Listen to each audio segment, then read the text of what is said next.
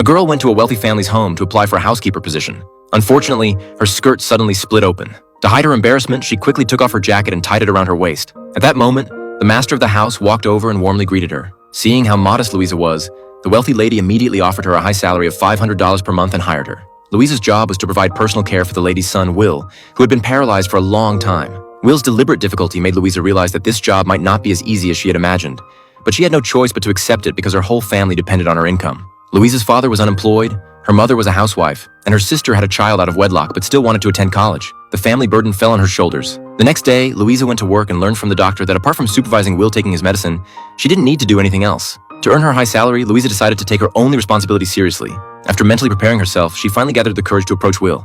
Louisa suggested taking Will out for a walk, but he immediately rejected the idea. Faced with his response, Louisa didn't know what to say. When she gathered the courage to try talking to Will again, she was directly interrupted. With her enthusiasm extinguished, Louisa could only awkwardly leave the room, but she didn't give up easily. Every day, she tried to appear before Will wearing various bright clothes. Since humble pleasing didn't work, she chose to bravely be herself. At first, Will was just a bit surprised, but gradually, this unique sense of style made Will feel uncomfortable. Louisa didn't treat Will as a disabled person. Her reckless personality often caused various mistakes, but this also made Will's life less boring. He even began to look forward to her appearance every day, but Louisa couldn't sense these subtle changes, until one day, Will's ex-girlfriend and close friend came to visit him. The two hesitated before finally confessing something to Will. They had fallen in love with each other. Will appeared very calm on the surface, but inside he was suffering greatly. After they left, Louisa heard a noise from the room. She hurried over to check and saw that Will had broken the photo of himself and his ex-girlfriend.